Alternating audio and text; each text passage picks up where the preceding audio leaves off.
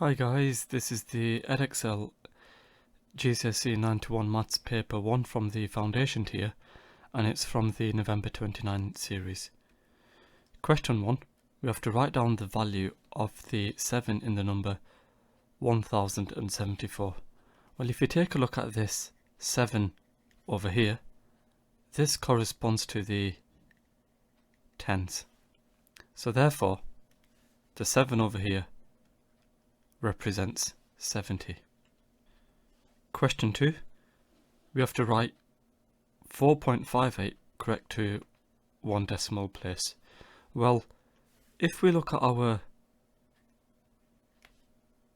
first decimal place here, the decimal place after it is 5 or greater, so we round this 5 over here to the next digit up, therefore to one decimal place we have 4.6. Question 3. We have to multiply 31.7 by 100. So we have 31.7, and if we multiply by 100, we move this decimal place 2 places to the right, and then we fill this arch with a 0, so it turns out we get 3170. Question 4. We have to write the fraction 28 over 70 in its simplest form.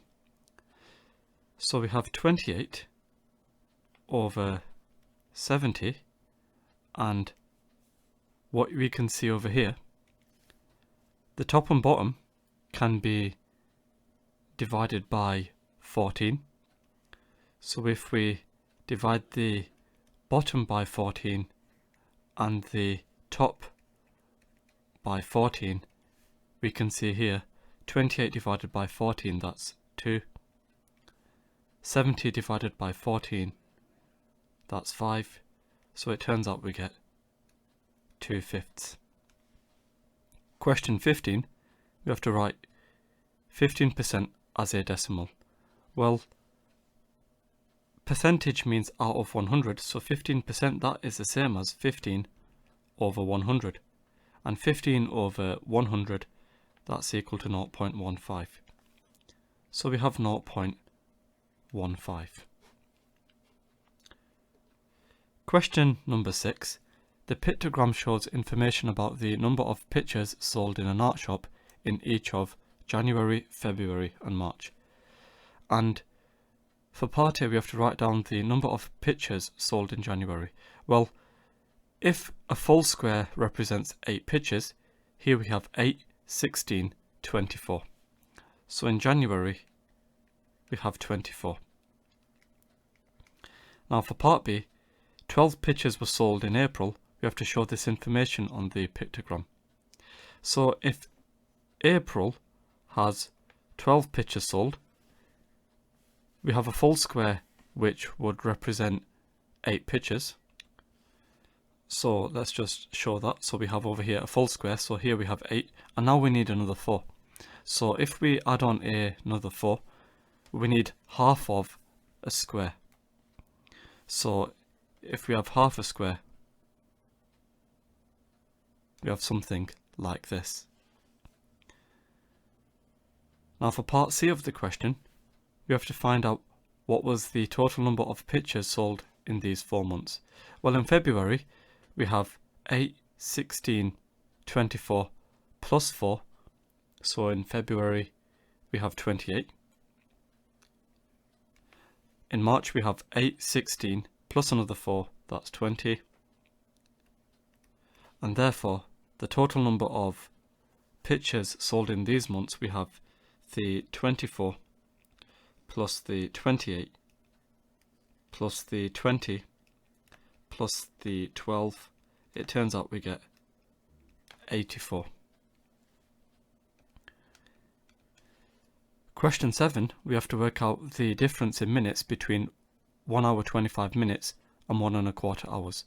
Well, 1 1/4 hours, this is the same as 1 full hour, and the quarter hours, that's quite obvious, that's 15 minutes. So therefore, the difference between these will be 1 hour 25 minutes minus the 1 hour 15 minutes, it turns out we get 10 minutes. So we have 10 minutes. Question number 8. Prosher has 5 blocks of wood. The total weight of all 5 blocks of wood is 3 kilograms. 4 of the blocks of wood each have a weight of 650 grams. We have to work out the weight in grams of the other block of wood. Well, in this question you'll notice here the units here are grams, the units here are kilograms. So the first thing we need to do is make sure that the units are the same. So to go from kilograms to grams, we would have to multiply by 1000, and to go from grams to kilograms, we would have to divide by 1000.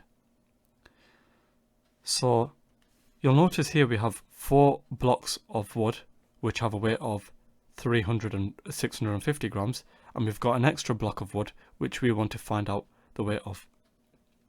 And all 5 of the blocks weigh over here 3 kilograms, and the 3 kilograms, using this conversion here to go from kilograms to grams, we multiply by 1000. So 3 times by 1000, that's 3000. So we have 3000 grams. Now 4 blocks have a weight of 650 each, so we have 4 multiplied by 650. So this over here comes from the fact that we have 4 blocks of wood each have a weight of 650 grams. And then we have another block of wood which we need to find the weight of. And all this is equal to 3000.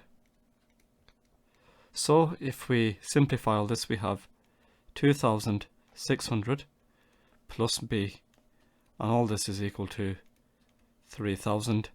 And if we solve for b, we can solve for b by subtracting 2600 from both sides. It turns out b is equal to 400 grams. So the other block of wood has weight 400 grams. Question number 9. PQR is a straight line and we have to work out the size of angle x. Well, what we should know is angles on a straight line add up to 180. So we have this angle x over here, plus this 100 degrees here, plus this 35 over here. All this is equal to 180. So we have x plus 135 equals 180. Subtracting 135 from both sides, hopefully you can see x is equal to 45. So we have 45 degrees. Question 10. For part A, we have to plot the point with coordinates 3, 2. So 3 across, 2 up. Here we have the point A. And now for part B, we have to write down the coordinates of the midpoint of BC. Well, hopefully here you can see the midpoint straight away just by inspection. That's this point over here. The reason for that, if you think about it, we have 2 units here and 2 units across here. And similarly, we have 2 units going down from this point, which is our midpoint, to this point over here. And therefore, you can see here, the coordinates of this point is -1, 0. Question 11. Mason throws a coin 3 times. The outcome of each throw is either heads or tails. We have to list all the possible outcomes of the 3 throws. So first of all, we can get 3 heads. We can also get 2 heads and a tail. We can get a head, then a tail, then a head. We can get a head and then 2 tails. We can get a tail and then 2 heads. We can get a tail, a head, and then a tail. We can get a tail, and then a head. or we can get 3 tails in a row. So these are our possible outcomes. Okay, so question number 12. Rehan is on holiday in the USA. He has $200 to spend on clothes. He buys 1 pair of trainers costing $60 and 3 t-shirts costing $25 each. He also wants to buy a jacket costing $80. Has Rehan got enough money to buy the jacket? You must show how you get your answer. Well, if he wants to buy everything, let's see how much that will cost. So he has over here the trainers, that's $60. So we have 60 plus 3 t-shirts costing 25 each, so we have 3 times by 25 plus the 80, so here we get 60 plus 75 plus 80, and adding all this up we get 215. So this is more than the $200 which he has to spend, and therefore we can conclude he does not have enough. Now for part B of the question, the trainers cost $60, the exchange rate is $1 equals 0.749 pounds, and he says the trainers cost less than £40. Rehan is wrong. Use a suitable approximation to show why he's wrong. Okay, well, if we use an approximation, let's round this up to a number we can easily work with. We can round the $1 to 0.75 pounds. And trainers cost $60, so sorry, here we have $1. So $60, that's going to be approximately 60 times by 0.75. Well, that's just 3/4 of 60.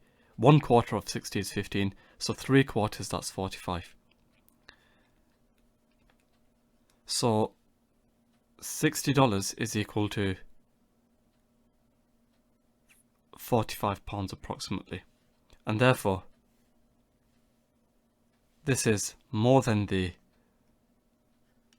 £40 he was suggesting, and therefore what we have over here is an overestimate.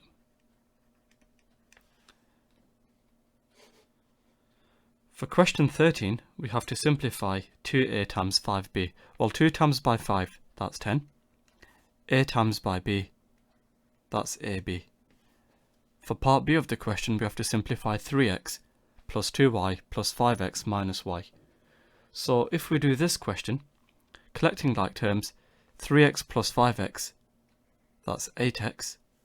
2y minus y, that's plus y, so we have 8x plus y. Question 14, we have to work out 23 times by 15. There's various different ways we can do this. I think the easiest way is to use a grid.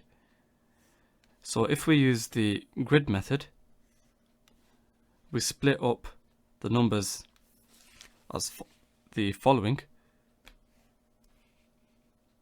So we have over here 23, which we can rewrite as 20 plus 3, and we have the 15, which we can rewrite as 10 times by 5.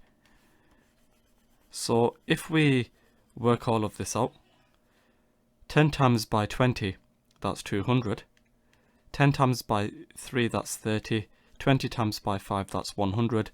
3 times by 5, that's 15.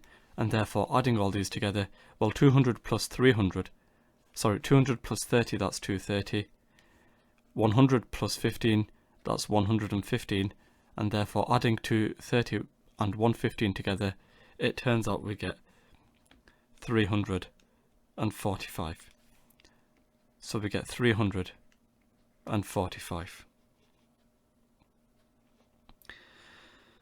Question 15. 120 people were at a hockey match. Each person was asked if they wanted to stand or to sit to watch the match. So 75 of the people were female, 29 of the males wanted to stand, 30 of the people wanted to sit. we have to use this information to complete a frequency tree. So we've got the 120 people in total, and we know from the question 75 people were female. So 75 of the people were female, so let's just add this in. And therefore, we can figure out the number of males we have. 120 take away 75, that's 45. So we have 45 males. And 29 of these males wanted to stand, so we have 29 over here. So this is the number of males who wanted to stand. And then we have 30 people who wanted to sit. So to approach this question, we can find out the number of males who wanted to sit. So 45 take away 29, that's 16. So we have 16 males who wanted to sit. And we know altogether we have 30 people who wanted to sit. So 30 take away 16, that's 14. So we have 14 people who wanted to sit who are female. So 30 of the people wanted to sit. So we have the 16 plus the 14, which gives the 30. And from this we can find out the number of females who wanted to stand. 75 take away 14, that's 61. So we have 61 females who wanted to stand. And now for part B of the question, one of the 120 people is chosen at random. We have to write down the probability that this person is a male who wanted to stand. Well, we have 120 people in total, and of those 120 people, the number of males who wanted to stand, we found that to be 29. So we have 29 over 120. Question number 16. Steve drove from his house to his friend's house. He stayed at his friend's house and then drove home. Here is Steve's travel graph. So we've got the distance from home in kilometers and the time of day. And for part A of the question, we have to find out for how many minutes did Steve stay at his friend's house. Well, that's when he's not travelling, and that's a straight line here. So he's staying from 12:30 to he's staying from 12:45, so that's this over here, to 1:30. So from 12:45 to 1:30, you can see here this is 45 minutes. And now for part B, what was Steve's average speed on his journey home? Well, speed, if we write down the formula for speed, speed is equal to distance divided by time. So we have the distance from home, that's 25. So that's this over here, that's 25. The time over here, well, let's actually add the units. So we have 25 kilometers, because we want to give our answer in kilometers per hour. And then the time over here, well, from 1:30 to 2 o'clock, you can see that's half an hour. So the time over here is 0.5 hours. So working this out, 25 divided by a half, that's the same as 50. So we have 50 kilometers per hour. Okay, so now for question number 7, we have x minus 1, which is equal to 2, and we have to work out the value of 2x squared. Well, from here, if I add 1 to both sides, hopefully you can see x is equal to 3. So when x is equal to 3, working out the value of 2x squared, we have 2 lots of 3 squared. So we have 2 times by 9, which is 18. So we have to use the rules of BIDMAS, indices first, then the multiplication. So we get 18. For question number 18, the pie chart shows information about the favourite animal of each student at school A and of each student at school B. So school A, those who like animals, that's 60 degrees. Those who like tigers and lions, that's X degrees. And school B, we have tigers, that's 90 degrees, monkeys, that's 160 degrees, and lions, that's 110 degrees. There's 480 students at school A and 760 students at school B. Henry says the same number of students at each school have tigers as their favourite animal. Is Henry correct? You must show your working. Well, let's consider school A first of all. If we consider school A, we can find out first of all what x is and then from that we can find out the proportion of those who like tigers. So if I find out what x is, we first of all need to recognize that angles around the point is equal to 360 degrees. So we have x, which is tigers, plus another x, which is lions, plus the 60, which is monkeys. That's 360 degrees. So we have 2x plus 60, which is equal to 360. If I subtract 60 from both sides,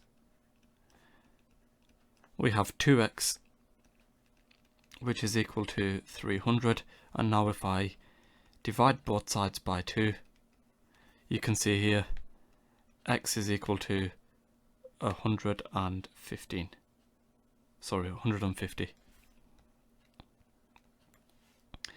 So in terms of those who like tigers, we have 150 degrees.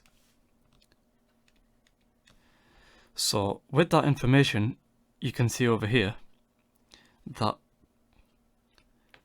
150 over 480 like tigers. Okay, and if I simplify 150 over 480, hopefully you can see that is equal to, well, I can divide the top and bottom by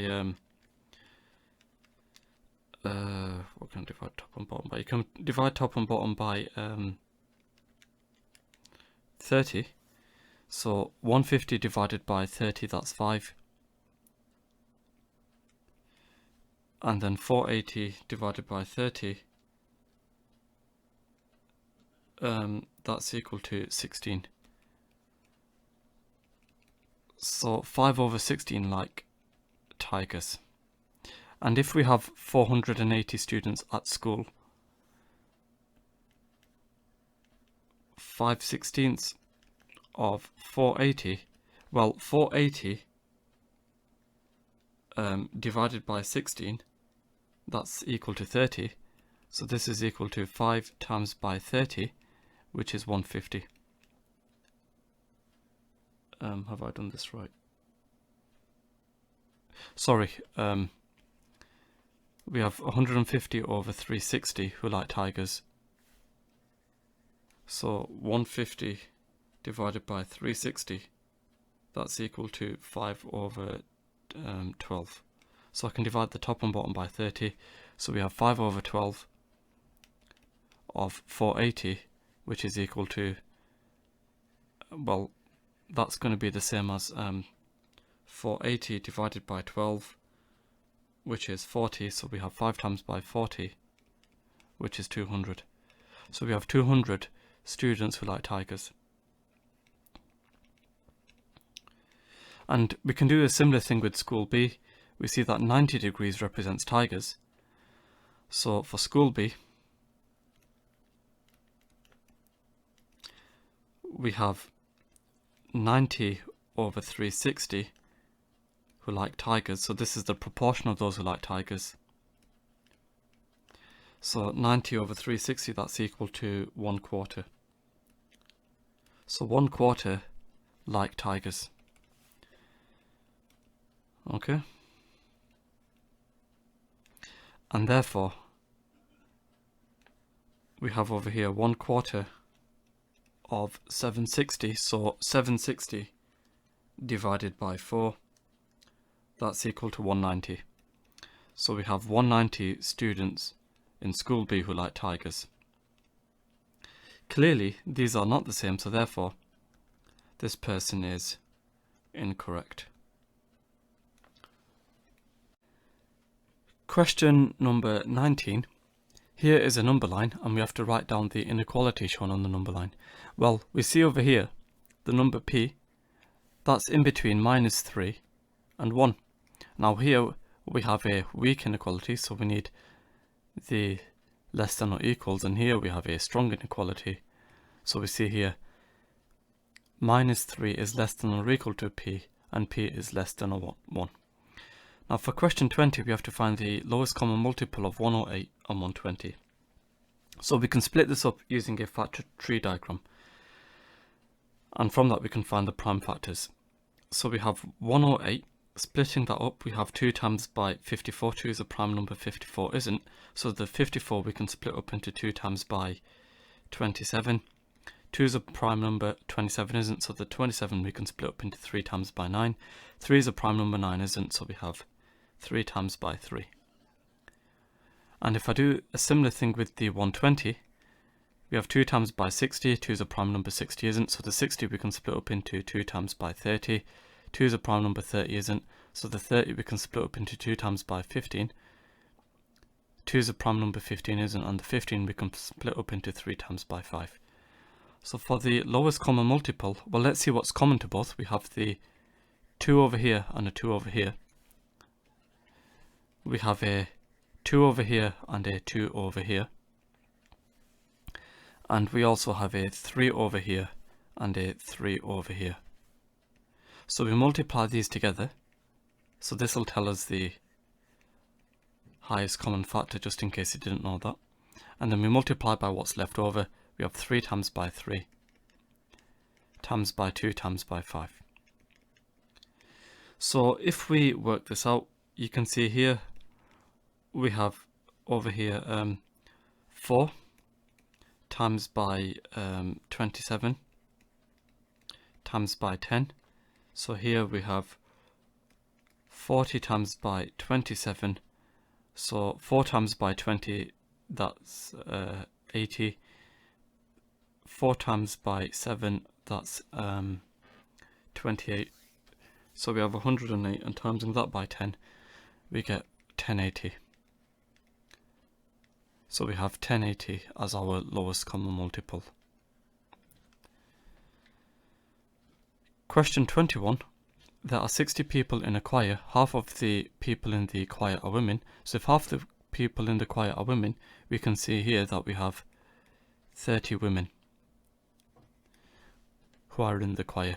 The rest of the number of women is 3 times by the number of men in the choir. Well, if we have half the people who are women, half of them are going to be men.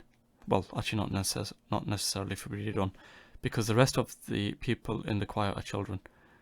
So men and children added together, that's equal to 30. And the number of children in the choir to the number of men in the choir is n to 1, and we have to work out the value of n, show how we're working. Okay, so if the number of women is 3 times the number of men, you can see here 30 divided by 10, 30 divided by 3, that's 10. So we have 10 men in the choir. And the rest of the people in the choir are children. So therefore 30 take away 10, that's 20 children in the choir. So we want to work out the ratio of the number of children to the number of men. So we have children to men, that's equal to 20 to 10, which is equal to 2 to 1. So we have here n, which is equal to 2. Question 22, we have to work out 1 3/4 times 1 1/3. Give your answer as a mixed number. Well, over here, let's convert into a top-heavy fraction. So we have 1 3/4, so here we have 1 times by the 4 plus 3 divided by 4 multiplied by 1 times by the 3 plus the 1 over 3. So we have 1 times by 4, that's 4. So we have 4 plus 3 over 4 multiplied by 3 plus 1 over 3. So here we have 7 over 4 times by 4 over 3. Well, over here straight away you can see the 4's cancel. So here we have 7 over 3. And if I convert this into a mixed number, well, 3 goes into 7 2 whole times, and what's left over is 1. So we have 2 1/3. Question number 23. We have to use a ruler and compass to construct the line from the point P perpendicular to the line C. You must show all construction lines. So for this question, we grab our compass as shown over here, and the pointy bit we put over here at Q.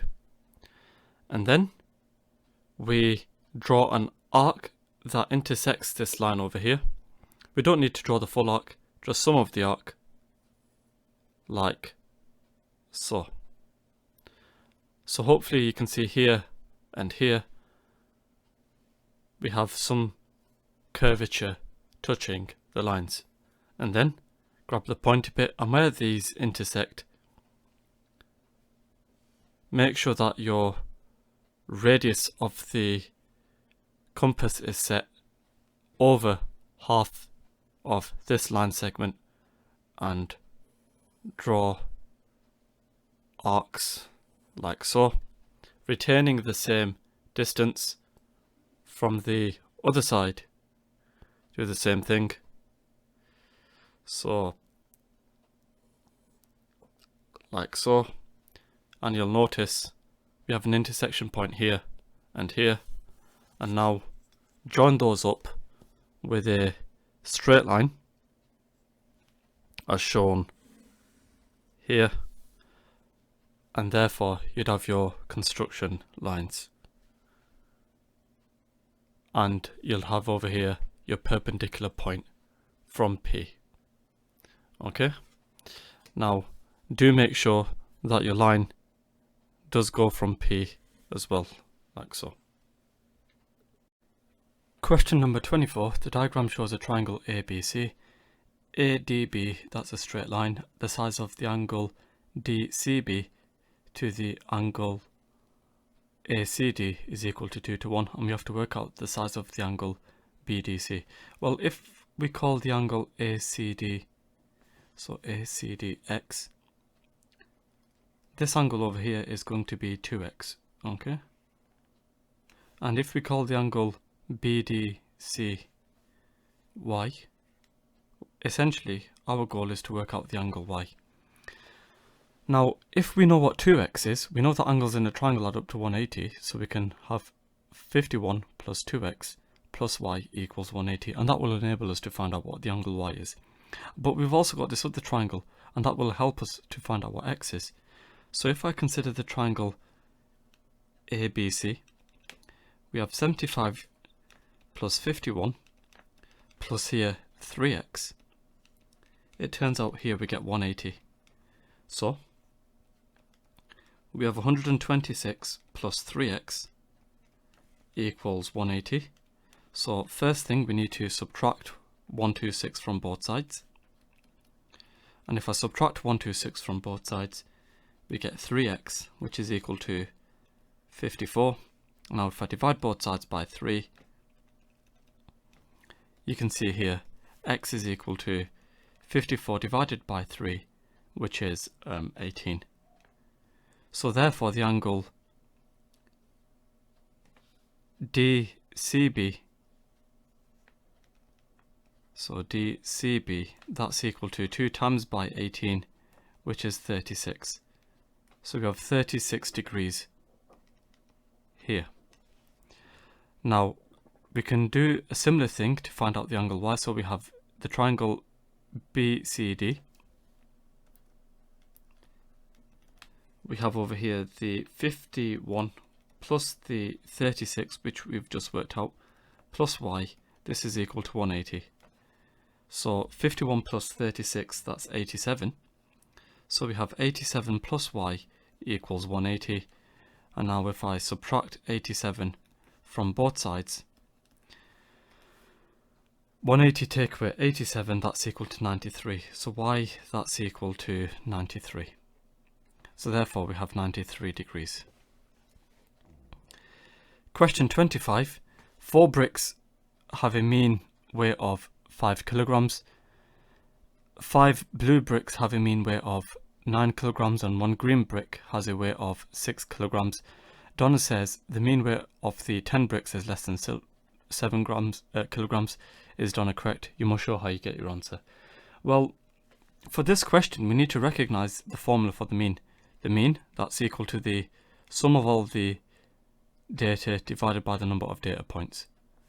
So we need to learn this formula. So if we consider the red bricks, we can find out the total weight of all 4 red bricks. So we have the mean 5 times by n. So over here we have 4 times by 5, which is 20. So here we can see we have 20 red bricks. For blue bricks, we have 5 times by 9. So here we have 45 blue bricks, and then for green we have 1 times by 6, which is 6. So all the red bricks weigh 20 kilograms. All the blue bricks weigh 45 kilograms, and the green brick that weighs 6 kilograms. And therefore the total weight of all these bricks, we have 20 plus 45 plus 6. It turns out here we get 71. So we have 71 kilograms for all bricks. So therefore, to work out the mean of all the 10 bricks, that's equal to 71 divided by 10, which is equal to 7.1 kilograms. So the mean of all 10 bricks is equal to 7.1 kilograms, which is greater than the 7 kilograms, and therefore Donna is incorrect. Question 26, we have to simplify p squared to the power of 5. So here we need to use the rule a to the power of m to the power of n, that's equal to a to the power of m times by n. So we have a times by mn. So here we have p squared to the power of 5, that's equal to p to the power of 2 times by 5. So we have p to the power of 10. Part B of the question, we have to simplify 12x to the 7 y cubed divided by 6x cubed y. I'd like to write this as a fraction, so here we've got 12x to the 7 y cubed divided by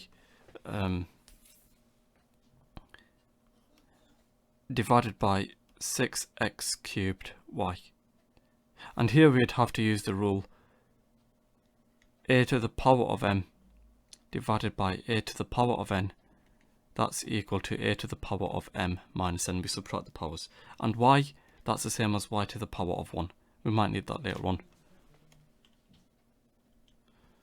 So 12 divided by 6, that's equal to 2. And then we've got x to the 7 divided by x cubed. So here we've got x to the power of, using this rule, 783. And then here we've got y to the power of 3, take away 1. So here you can see we've got 2x to the 4 y squared. So we've got 2x to the 4 y squared. Question number 27. The accurate scale drawing shows the positions of port P and the lighthouse L, and those are shown here and here. We've got a scale, 1 centimetre represents 4 kilometres. Elena sails her boat from port P on a bearing of 70 degrees. She sails for 1.5 hours at an average speed of 12 kilometres per hour to a port Q. We have to find the distance in kilometres of port Q from the lighthouse, and also find the bearing of port Q from the lighthouse. So to do this question, first of all, let's deal with this 70 degrees first. So grab your protractor, make sure the 0 over here is in line with this straight line here, and we've got this point over here as well somewhere, and we've got here 70 degrees as shown, and let's draw a faint line over that. Okay, and if we do that, we get something like this.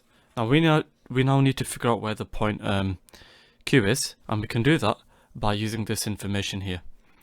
We know already, if we write this down, we know for the first part, speed is equal to distance divided by time, and therefore distance is equal to speed multiplied by the time.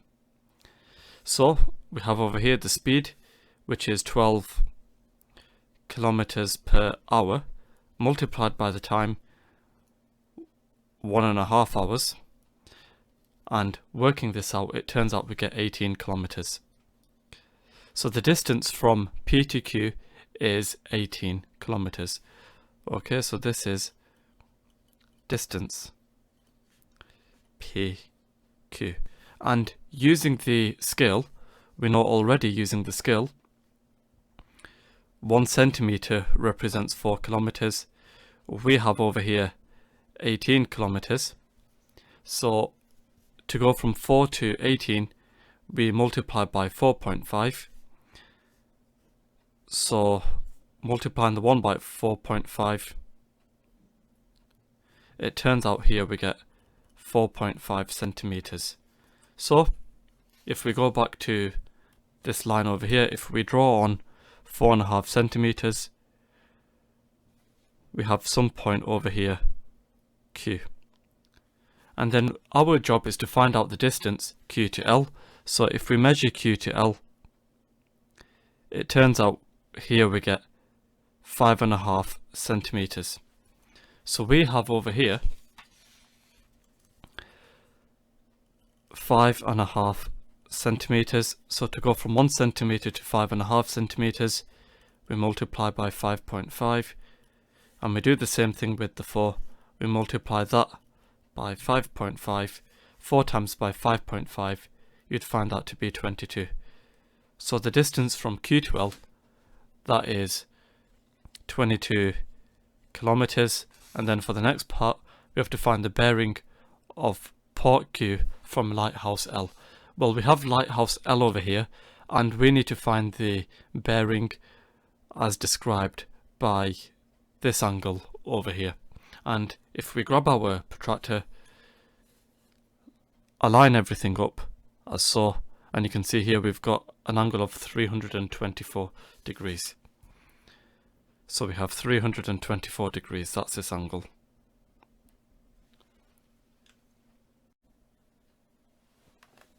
Question 28, the diagram shows triangle AOB, so that's shown here, and the angle AOB is not an obtuse angle. Well, if it's not an obtuse angle, we can see here that it's going to be less than or equal to 90 degrees.